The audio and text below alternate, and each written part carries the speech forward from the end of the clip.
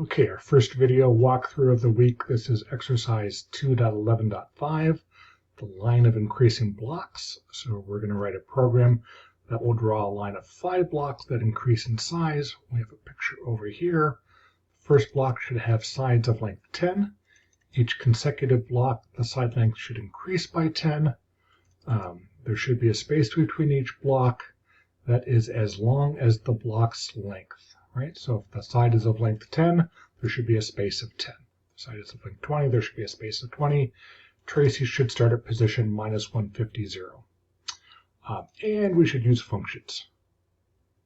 Okay, and they're saying, hint, pay close attention to when you increase the length variable, and don't forget that you can use math operators to alter the value of variables. Let's go ahead and do that.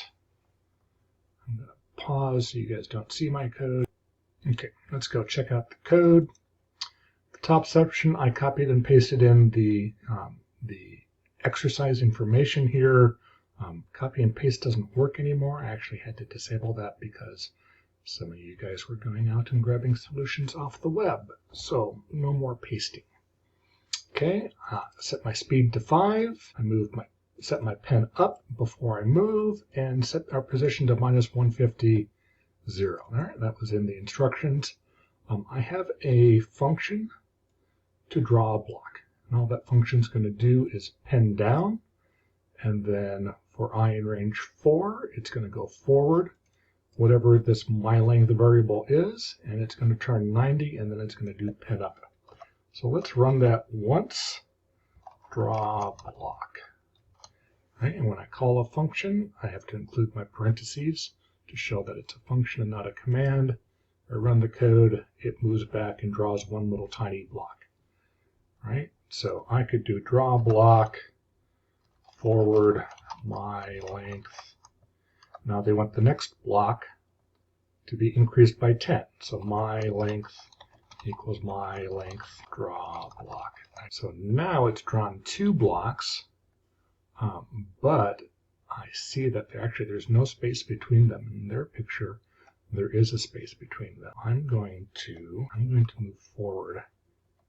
So I want to move forward 10 to get to the right edge of the first one, and then another 10 to get to the starting point for the second one. For the second one, I want to move forward 20, and then 20 again. So I'm just going to do that length equals length 2.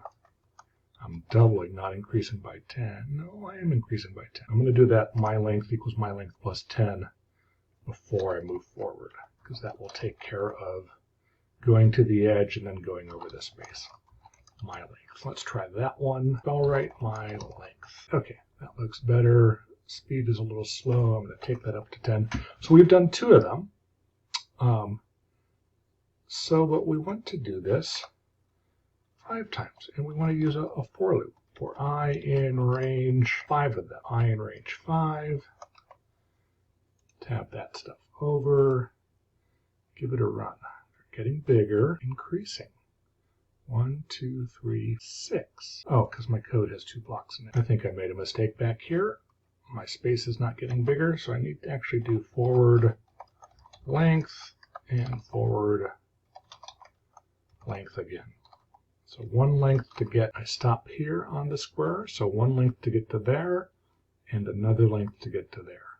So it wasn't just after incrementing, I needed to move forward. Those are better spaces. That looks like their picture. I think that's good. I'm going to run the checker. You should move 20 pixels after drawing the first square. 2. This is sometimes where CodeHS goes annoying. They want to see 1 forward that does twice the length instead of 2 forwards. That looks good. So this check's a little annoying that they only allow you 1 forward, but it's all done. That's working, and good luck with this one.